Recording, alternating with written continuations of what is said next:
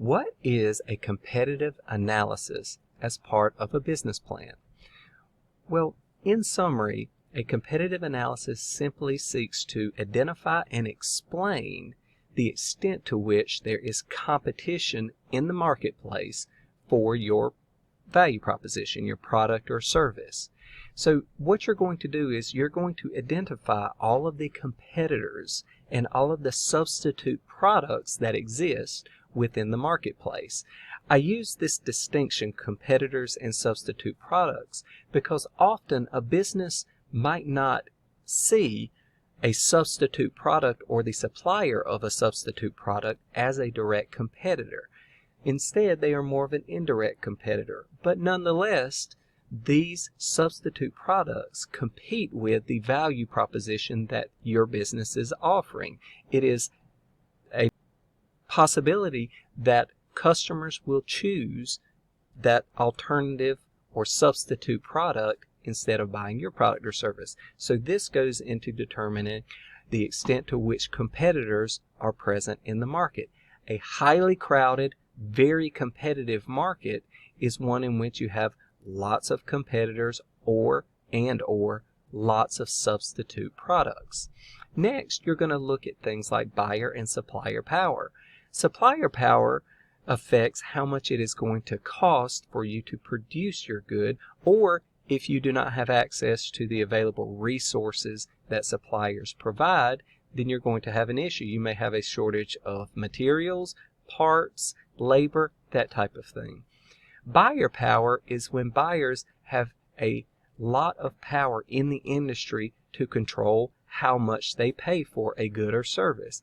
And this is oftentimes linked to substitute or competitor products that are present in the market, but it can also be closely related to available distribution channels. You then look to see, is there anything that is going to keep you out of the market, your ability to enter that competitive market. These are known as barriers to entry, and there can be lots of barriers. Most of them are related to physical goods or costs, but sometimes physical barriers can be legal barriers, such as required licensure or something of that nature, establishing distribution channels, acquiring intellectual property rights necessary to enter into the market. Any of these could be, once again, a hurdle to getting into the market. So if you've identified your competitors and substitute products, your buyer and supplier power, and any barriers to entry that exist, then you can develop a plan for actually entering the market and competing. This means generally somehow differentiating your value offering from the existing products or services that are already in the market. Or it means offering similar products and services, but somehow having a lower cost structure so that it costs you less to make the same good or service and to sell it at a same or a given price, thereby creating a higher profit margin for you and allowing you to compete with otherwise larger and already established competitors.